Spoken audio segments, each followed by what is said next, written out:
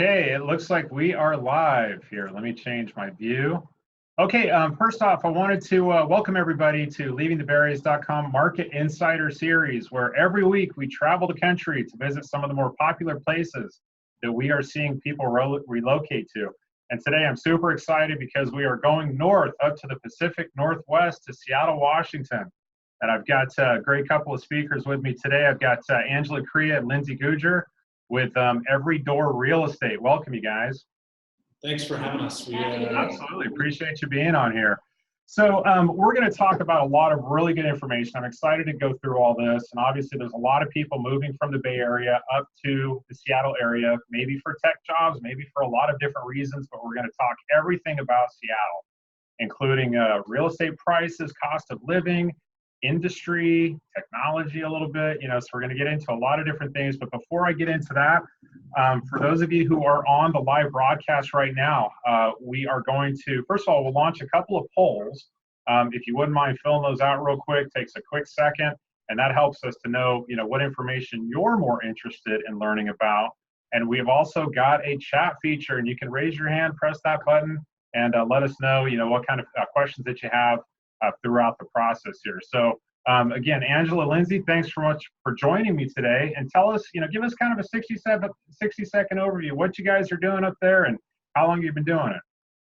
Sure. So Every Door Real Estate's been a brokerage for about 3 years. We were a team for 3 years before that.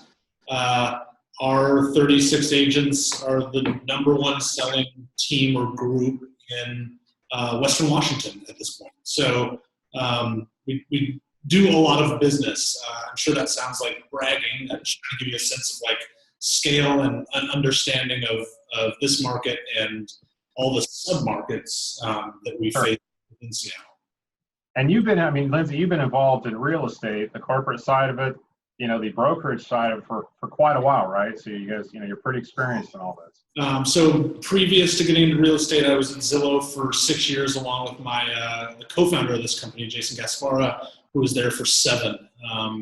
And we're involved in everything from their advertising sales to new product creation on kind of the revenue side of that business. Yeah. It's a great opportunity in real estate to provide a better, higher quality of service, smoother closing process for clients. And I think we're getting our way to delivering on more and more of that. Yeah.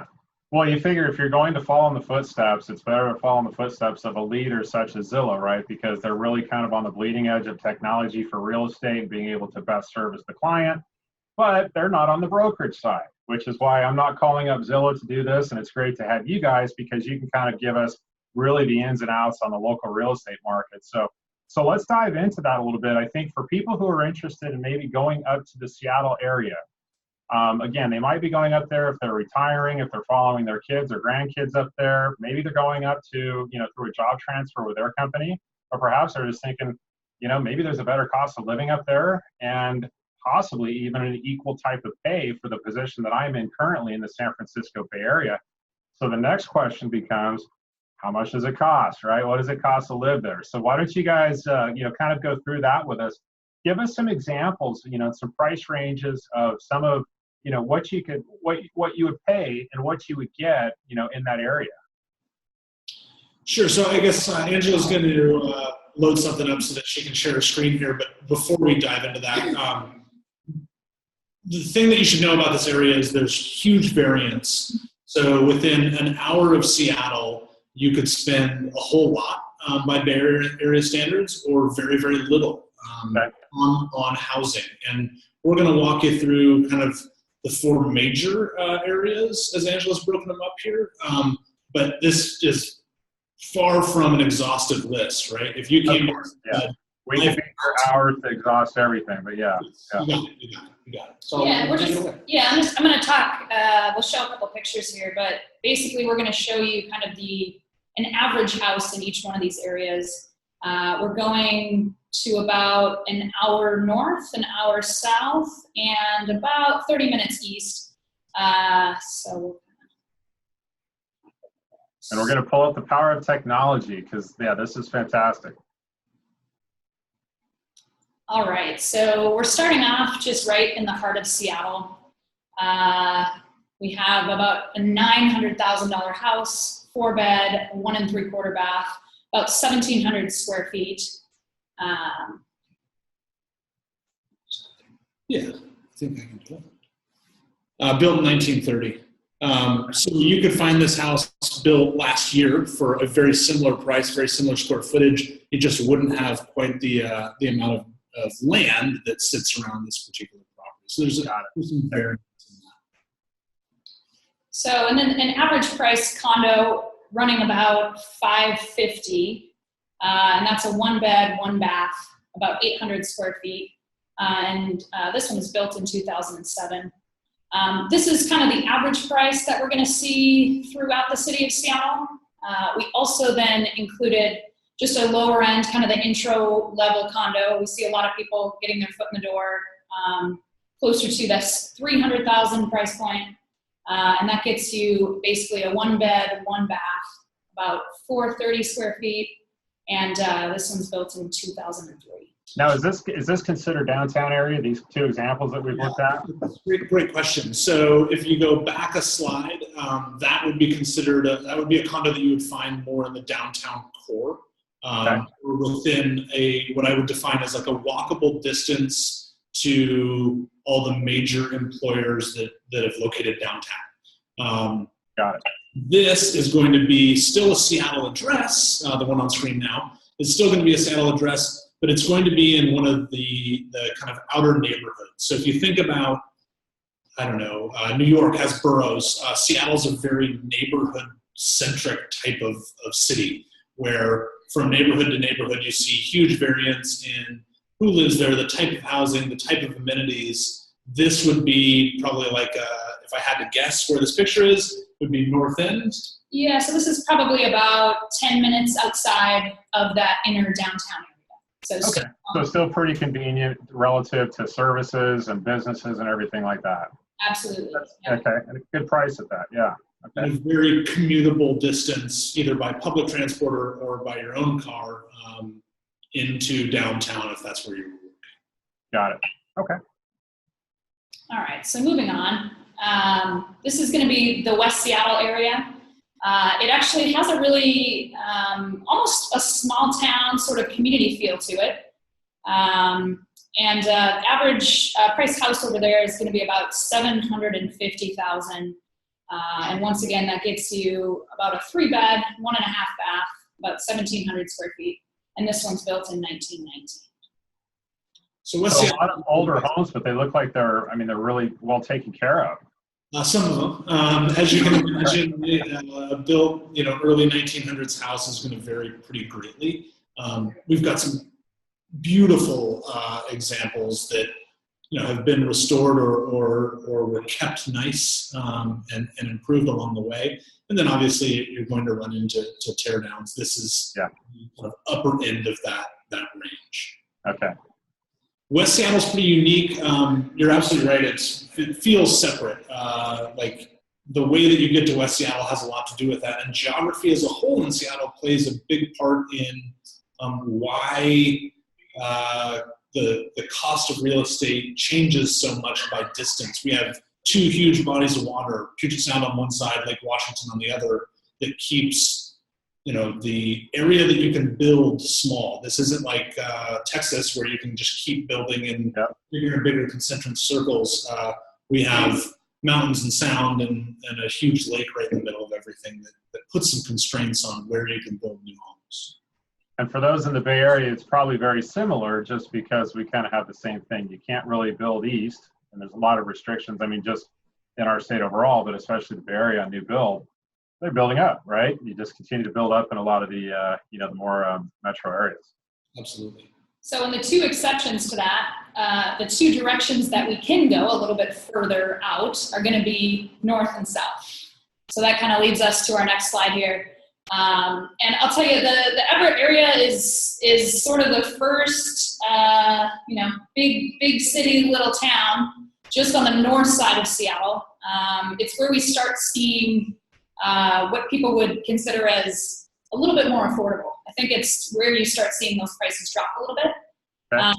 This is going to be a $400,000 house, 3-bed, 1-bath, 1750 for square footage, and this one's built in 1945.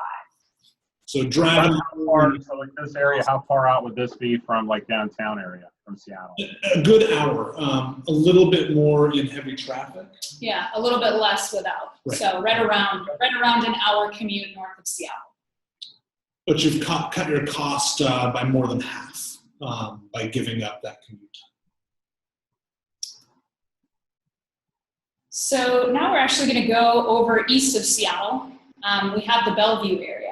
I would say this area, it's a little bit longer established. They're very well known for, their schools. It's a little bit more of a family-based mentality, I think, over on the east side. And so here we're looking at about $1 million for a 4-bed, 3-bath, 2,800 square feet, and this one is built in 1975. Okay. Costs will generally be a little bit higher on the east side than they are. They've outpaced our average price point in Seattle itself year over year for quite some time. Okay, excellent. And then Tacoma. So this is going about an hour, give or take, south of Seattle. Sort of the same idea as Everett. People that want to get a little bit more house for their money. Once again, we're just under half the price of the homes right in the city. And that's at $350,000 for a 4-bed, 2.5 bath, 1,600 square feet, and this one's built in 2006. And I hear Tacoma quite a bit. Is that becoming, more of a popular area just because, like you mentioned, it's not too far in proximity, but obviously you're getting a lot more for your money? A week ago, I don't know if it was Seattle Times or a national publication named Tacoma the hottest housing market in the country. Yesterday, we had an offer in on a house there that ended up with 17 offers. That's what we were seeing in Seattle if you go back about a year, and the 3 years previous to that time, that was common in Seattle. It's moved south to a more affordable price point, and now we're seeing multiple offers and what we call review dates here on almost every home that sells in Tacoma. The other reason a lot of people have heard of Tacoma is that our Seattle airport is actually the Seattle-Tacoma airport, and it's right actually in the middle between downtown Seattle and Tacoma. So that's kind of the other claim to fame. That's great. I mean, that's, I think, a really, really good overview of some of the different price points that you would look at in some of the different areas. And let's talk a little bit more about, kind of some of those home price trends. So, obviously the market's changing, and I think you guys had a little bit of a change in the market earlier, or I should say late last year, like we did here in the San Francisco area. And what are you guys seeing right now as far as, average days on market, how many offers you're getting in some of those areas and things like that? Sure. So it's heating up again. Not that it ever got cold. I mean, in comparison to most of the country, we've been in an established seller's market for the last 4, if not 5 years. Yeah. Gosh, maybe even 6 now.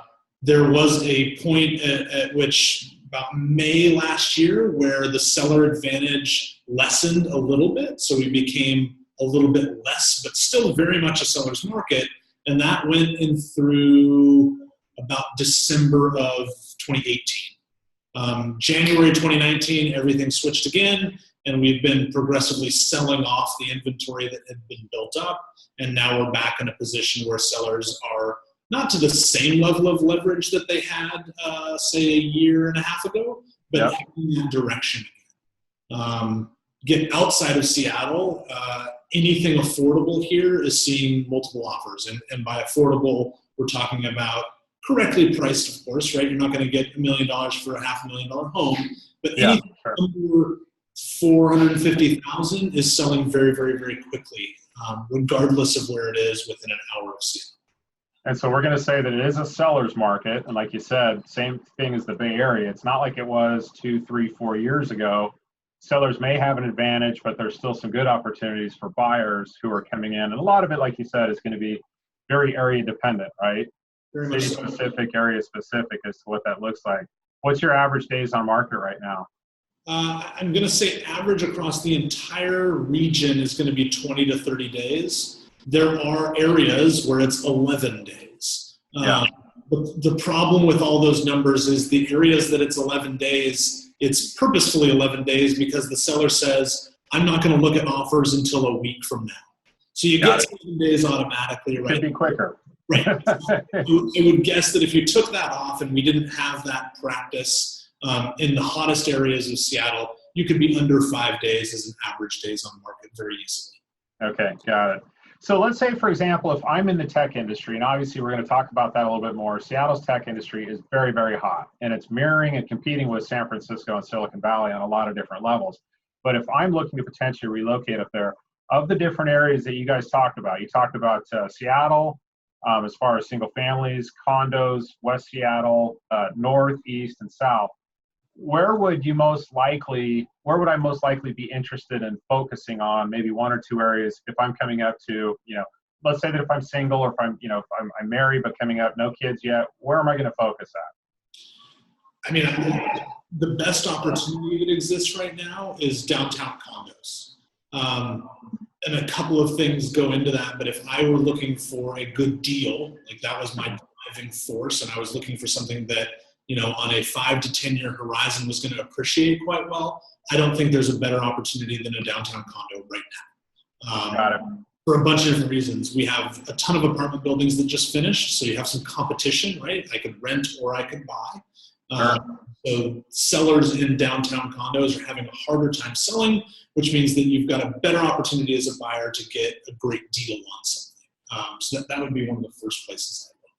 So a lot of competition is always good, especially for buyers. And like you said, when you're comparing, I can rent for this, or I can have a mortgage payment and everything else for this, and it helps to kind of keep those prices, maintained a little bit. Are those mostly new construction as far as the condos, or is it a mix of resale and new construction? Yeah, so it's mostly resale. We have some laws that were put into place 15 years ago that made new condo development in Seattle very risky for developers. It basically pinned them to future issues that could arise with the building, and we had a bunch of problems because we had wetter weather with this faux stucco product and having to wrap all these buildings and redo the exteriors. So developers got a little gun shy on building. However, there's 2 or 3 luxury condo buildings that are coming out of the ground right now that are pre-selling that are pretty great opportunities as well. Okay, awesome. The other big piece of that too is that, you said if you're coming in and you're working in the tech industry, your job is probably going to be right in that downtown area. That's where a lot of the things are going on, it's where the action is. And then the other piece of that is most people that end up buying in that area have very similar mortgage payments to what they would be paying for rent in that area. So that's kind of the deciding factor, right? It's for a similar price per month. You're basically owning in the same place you'd want to live if you weren't buying. Absolutely. And you get all the tax advantages and everything else that comes along with the ownership piece of it. Absolutely. So let's kind of talk a little bit more about maybe retirees who are looking to come up to that area. Now I understand that we have a lot of markets that we see people from the Bay Area relocate to. Seattle may not be in the top 5, for retirement reasons per se. However, we do see a lot of people who are going up to the area because maybe they're following where their kids and their grandkids go to. So they've lived in the Bay Area, they've established a good amount of equity in their home, and they're thinking, okay, we're ready to make a change, or maybe we want to be near the grandkids a little bit more often, so we're considering moving up there. Tell us a little bit more about maybe some of the, active adult or the retirement communities that would be good options for people who are considering moving up there for that reason.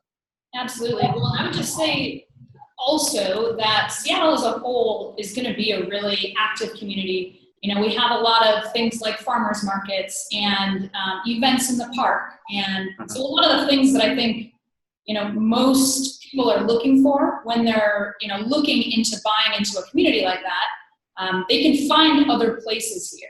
Now, that being said, we do have a couple of communities that sort of specialize in that community feel. One of them is going to be Huntington Park. It's actually located just south of Seattle. This one has a little bit better price tag on it. It's their claim to fame is that it's an affordable, active adult community. Okay. And this has, I think it's 32 duplexes, 17 condos, and 187 single-family homes. So it's a pretty good-sized community. And we're seeing prices on those ranging from about $300K to about $450 or $500. So it sounds like they're advertising it the right way, because that's pretty affordable, right? It's not like, oh, this is affordable and you're up to, you know, $600,000-700,000. Sure. Yeah, it's actually a pretty affordable option for especially the area that it's in. It's you know, about 15 minutes south of Seattle. Okay. And then another option as well is going to be the Trilogy 55 plus community Redmond Ridge. So that's going to be over on that east side that we were talking about, that Bellevue Redmond area.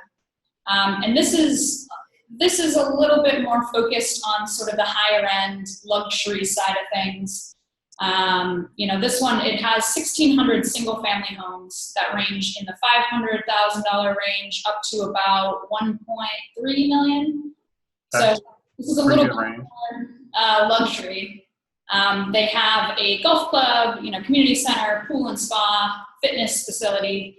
So this is going to be a little higher end amenities. And we have some of the Trilogies in our area, and they're beautiful. I mean, it's like, you know, when I get to that age, and I'm not quite there yet, but it's like with all the activities that they offer and everything, you know, as far as even like welcoming, you know, new people who are maybe new to the area, don't have a lot of contacts, friends, or family. It's just a very, very good experience for a lot of people. Sure. Excellent. Okay, so we've covered kind of, you know, the active adult type of communities. Let's get into a little bit. I think what a lot of people are interested in is industry and employment. Now, I was reading something, and this came from BuzzFeed, and this was late last year. No city has added more tech jobs in the last 2 years than Seattle. So they're referencing 2016 to 2017. Seattle outpaced all other markets in terms of jobs added, with Silicon Valley ranked second. A pretty big claim to fame, right? So tell us kind of what you guys are seeing. Who are some of the major players in the industry, you know, the growing you know, organizations and businesses up there? What are you guys seeing up there? So the reason we won that was one word, Amazon, was the bulk of us winning that particular spot. And they're the big gorilla of our market, right? And even with them announcing 2 different additional headquarters and then axing one of those in this region, and not just Seattle, now Bellevue has become a very popular area and a place that they're spending a ton of money developing and leasing right now to move some operation over there on the other side of the lake. They're going to be the big one. But it doesn't really stop there. A little company by the name of Microsoft is from Can't forget that one, right? Yep. And not forgotten by any means, but employs a tremendous number of people in this area and has for a very long time. Before them, it was Boeing in, you know, the non-tech field. Yeah. But today, more of the jobs that are created here are going to be in the tech space or supporting the tech space than anything else, right? You've got Facebook with a pretty decent footprint here, Google now with a pretty big footprint here, Expedia's headquarters, I believe, are here. And then you go to like kind of a second tier. Zillow, where I worked for years, is based and headquartered here. And then you've got the startups that are born out of all of that tech talent. It's a really, really educated city. Sure. I don't know if it's nationally #1. If it's not, it's very close in terms of per capita college degrees. Now, we all know that's not the end-all, be-all of intelligence, but that tends to result in a lot of people that are kind of forward-thinking, progressive, and the startups that have come from that line of thinking, I mean, you see them all over the place, right? There's a lot of small companies being born here every day. And I think, as you say, like a lot of those, you know, educated people who are in Seattle or coming into Seattle, that's really only just going to continue to push companies who are in San Francisco, Silicon Valley, and other areas up in there, because that's where their talent pool is, right? So if they're saying, if this is where our talent's located, and these are some of the best in the business, and we already have established tech there, it makes sense for us to consider, you know, even just maybe satellite operation up there, because we can take advantage of the, you know, the talent pool that you've got there.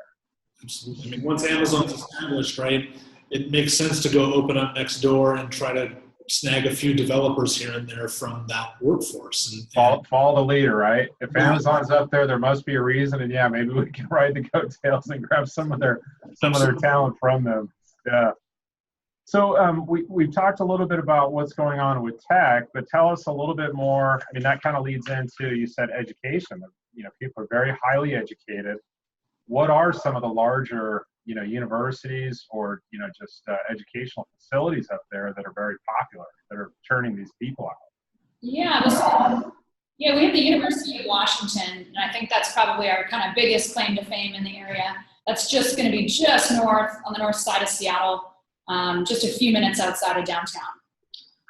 We also have, there's a couple other ones, right?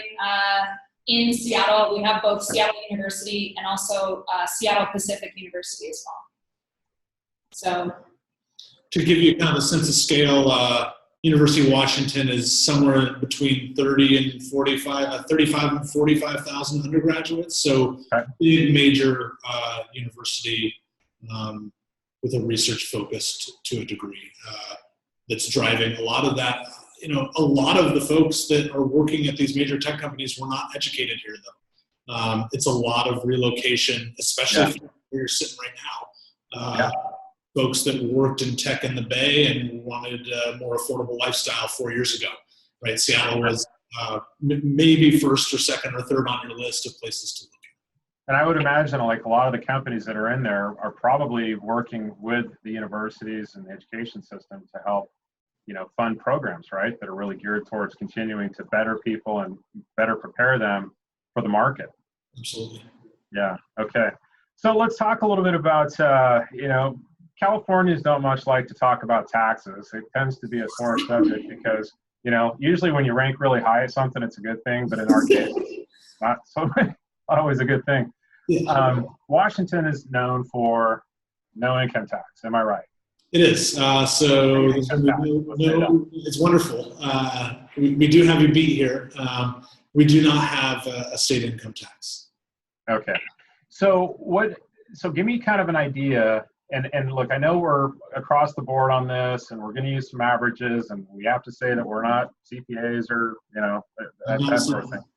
But, you know, a lot of people are interested in what's a relative property tax rate. Now, in our area, most of the counties, it's going to start around 1.25% of the assessed value of the home, and it could go up if there's additional assessments for parks and schools and, you know, different things like that. Can you give me kind of an average of what your property tax is, even though it might vary? Yeah, it is going to vary, right? It's layered, so there's a state level, county level, and then city level. But just a hair over 1% is going to be what you pay in most areas. So if you were to Google what is Seattle's, it would be 1.06%. And that's on the tax assessed value of your house. So land plus development equals your total tax assessed value. That is not, and I'm not an expert in real estate by any means, but that is not what you bought the home for. So, you know, we aren't like resetting your tax payment every time a house sells. That is not reassessed. Correct. Right, on the purchase. Okay. Exactly. You have that sale on that home has an impact because that area's algorithm that the county is using to assess that tax is impacted by every sale. But if you bought a place for $900, you are not going to pay 1.06% of $900. You're going to pay probably something that lags behind a little bit. But it is generally a good 10% to 15% behind what current rates are because we've been climbing so quickly. Got it. And so as far as like sales tax rates, I like to include that. The reason I'm probing on these questions is because you guys don't have a state income tax, but you have to fund schools, roads, public services, everything like that. Where is the money coming from? So as far as, well, go ahead. You have us beat there. So you're going to pay a hair over 10% in sales tax here. Got it. 10.1, I believe, is the last number I saw. And that's going to also vary depending on where you're spending that money. And that's city driven. So you have a state sales tax and then a county sales tax that's layered on top of that, and then an individual city sales tax. So the cumulative may be around just over 10%. Okay.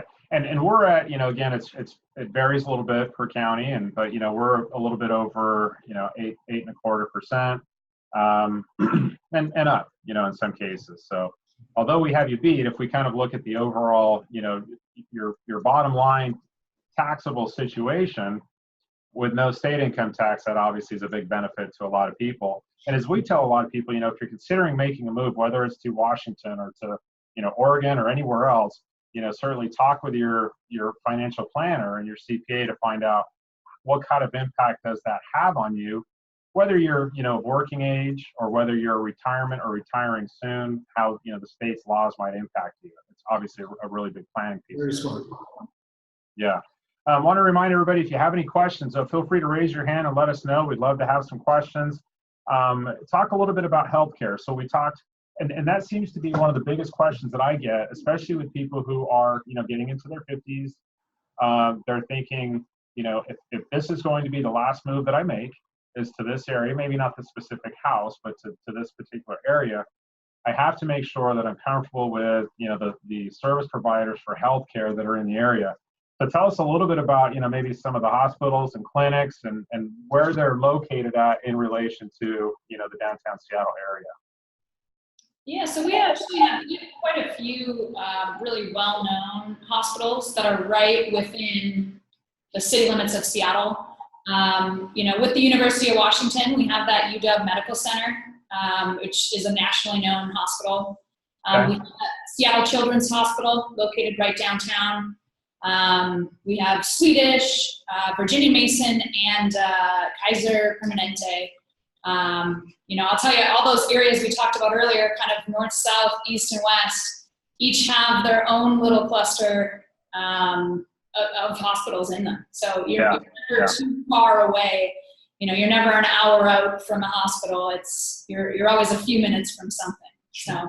And if somebody comes in and says this is one of our priorities, is to be within 15 to 20 minutes, and of course they work with you guys, the experts, to say, okay, let's get you into this area to make sure you're not going to be too far away if you have any, concerns in the future, right?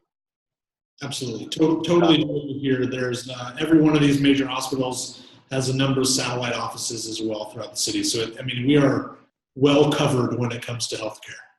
Awesome, good to know. So let's obviously with the growth that's taking place in Seattle, and we're talking about, and I don't want to call it sprawl, but just say, the growth that's happening in each of the directions. What are some of the transportation options? Because obviously in a lot of areas, the concern becomes if you have this sprawl and, you're overdeveloping, but you're not taking into consideration the, public or different types of transportation. What's popular there, and maybe what's, in the plans for that growth? So one of the things that's kind of unique to Seattle is we have all these different areas and neighborhoods, but they're only a few miles away from each other. So one of the really good options in our area is going to be rideshare. Lyft, Uber.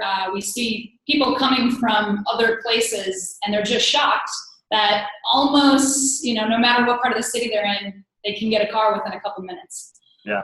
So that's definitely a really big one here in Seattle. We have a pretty good public transit system.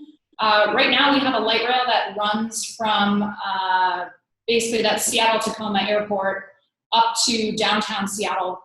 And they're currently working on expanding that actually all the way up to Everett, down to Tacoma, and over to that east side, nice. The Bellevue-Redmond area.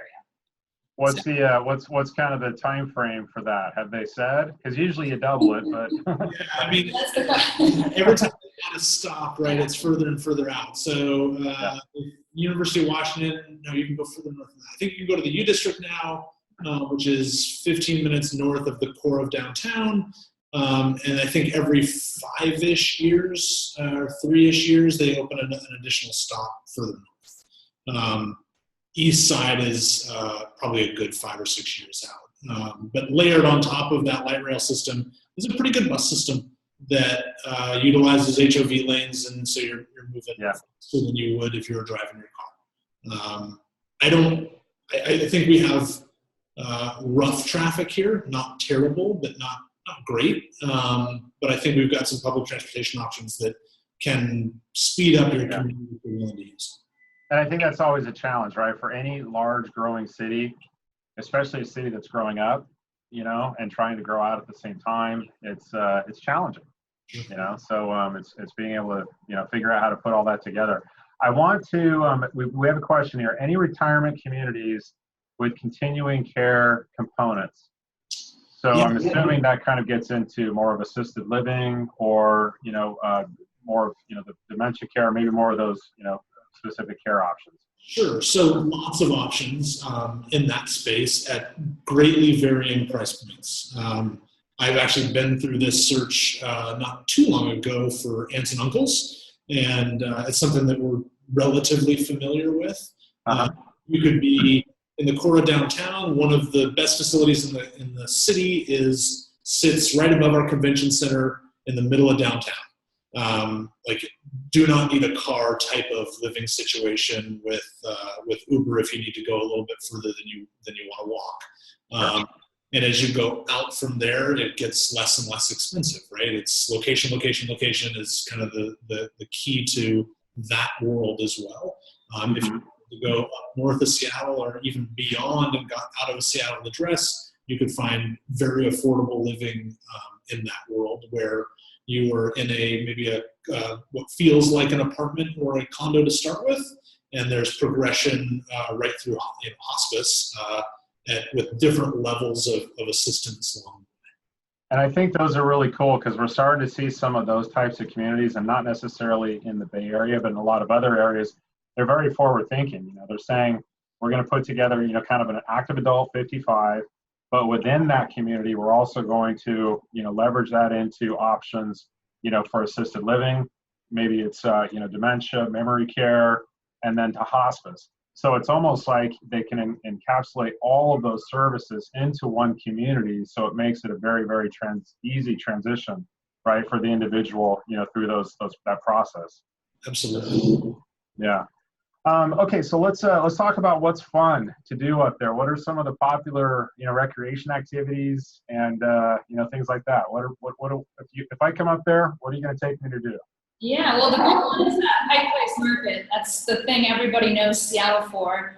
And I'll tell you, tourists and locals alike, I mean, it's a lot of handcrafted, you know, local vendors, you know, selling really unique products. So that's definitely a big draw.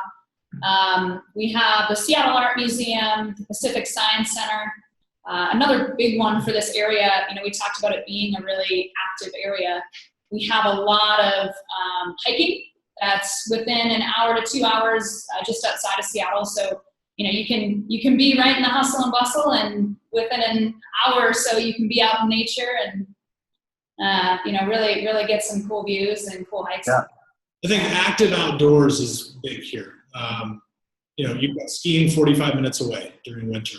You have every water sport you can imagine because you have salt water.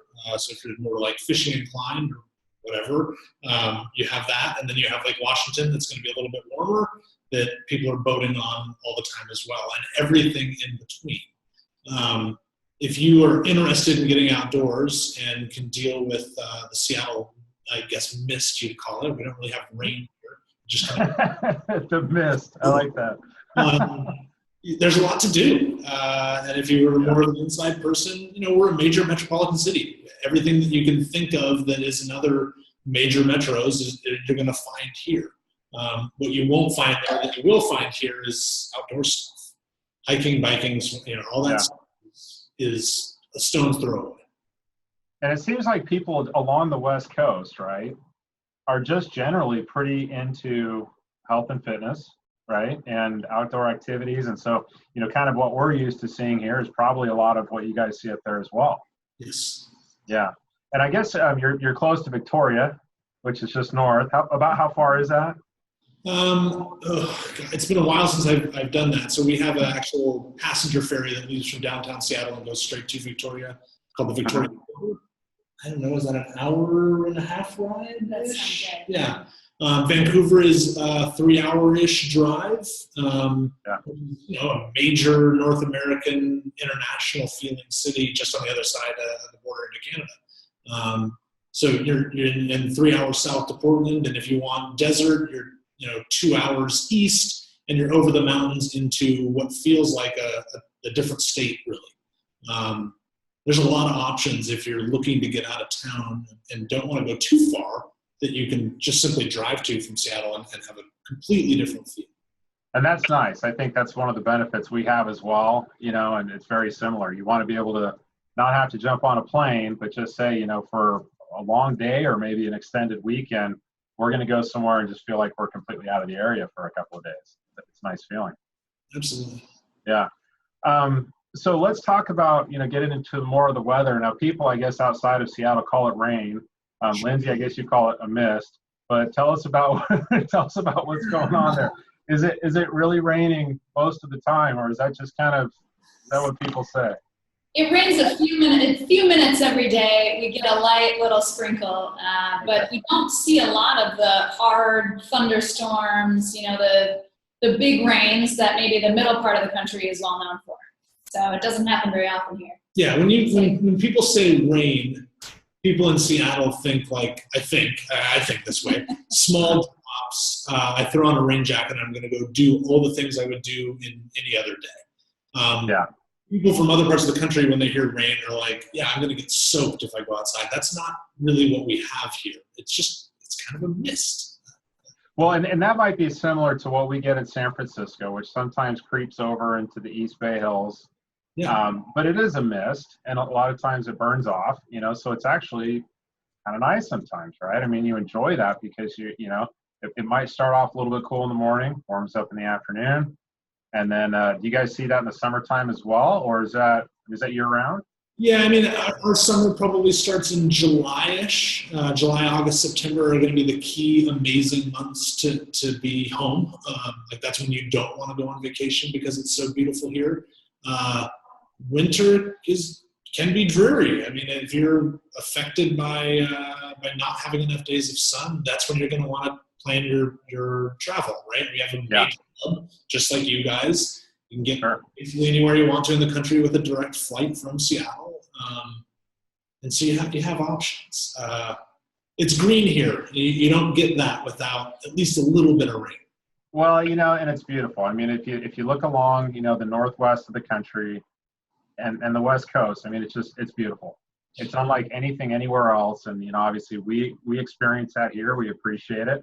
And for people who are looking at different options, it's probably, again, it's not going to be unknown to them when they get up there, and they'll say, wow, this is, kind of the same temperament and, topography, similar. Okay, so we are running up on perfect timing here. I've got 12:43. Is there anything that you guys want to kind of throw out there that maybe I didn't talk about, or maybe you want to just touch on a little bit more that somebody should know or might want to know if they're considering, taking a trip up there or maybe relocating? You've been through this covers the major stuff. What I would say is, if you have specific questions or you're thinking about taking a trip up here just to check it out, call us. Get in touch with us. More than happy to give you everything from restaurant and hotel recommendations to show you around some of the stuff that you should see while you're here. Seattle is unique. I guess the greater Seattle area is unique in that it would be hard for me to think of someone that we couldn't find the right place for them here. Yeah. Because it is wildly diverse. Jobs are varying, and there's many of them, and we're hungry for more talent. I don't know. It's a good place to be, whether you're a family or single or retiree or whatever. It would be hard for me to imagine that we couldn't find you a good home. And I always suggest that because we talk to a lot of people, and and I have people that say, Scott, we're ready to make a move. We don't know where that's going to. So it's really kind of a discovery phase of, okay, tell me what's important to you, lifestyle, everything else. So we cover that. And then we'll come up with maybe, here's a couple of areas that I think you should check out, and this area being, the first one. And it's really about, you get involved in this analysis paralysis, right? So you're online and you're trying to do all this research and you're trying to do everything, and it's not getting you any farther. It's maybe making you more confused. Take a trip up to visit for, a couple days, long weekend, whatever it is, and maybe even spend an afternoon with you guys and your team, right? Just to say, based off of a consultation, here's some areas that maybe we can focus on a little bit, during our afternoon trip, or maybe, whatever that looks like, to really be able to say, here's what it is. And you can only do that by getting there front and center. Yeah. Angela is joining us today for a reason. This is what she may not consider this. I would consider this her specialty. There's probably not someone better at helping someone evaluate what their wants or needs are, and then going and showing them 5 or 6 different options in the greater Seattle area, and then giving them that kind of education in the market. I've worked with a lot of people that are relocating from out of town, so hopefully I've gotten very good at talking about different areas and kind of playing tour guide. I mean, the most important part is to kind of take people out, show them what those different options look and feel like, and give them all the education they need to decide if there's a place here for them. So. And I'm curious, so you guys obviously you sell a lot of homes, and a big portion of that, I'm sure, is for people that you're helping to purchase a home. If you had to give me a rough estimate, I know this is going to be a rough estimate, what percentage of people who are buying homes, that you're helping to buy homes, are coming from out of state? Good 20%. 20? Yeah, okay. And that kind of reflects some of the data that I'm seeing as well. As far as like the growth that's happening up there, it's a lot of people coming from out of areas. So. Yeah, I mean, this stat isn't perfect, but the number that we've been talking about for years here is about 60 people are moving to the greater Seattle area on a daily basis. 60 a day. About 60 a day. Now, we already have a lot of people here. So that's why not all of our business is what we would classify as relocation, right? A certain number of sellers there that are moving up or moving down or moving out of the city. Oh, sure, yeah. Of our total business, and we'll sell 600 homes this year, about 20% of those are going to be from people out of state moving in. Yeah. Fantastic. Well, Lindsey, Angela, this has been great. Thank you guys so much for joining me today. I'm hoping everybody, if you're watching this, you got a lot of good information about it. We will also have this available on the website as a replay.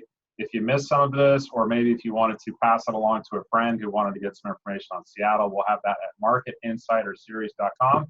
Guys, thanks so much, and best of luck, and we'll be in touch. Greatly appreciate it. All right. Take care, everybody. Bye-bye.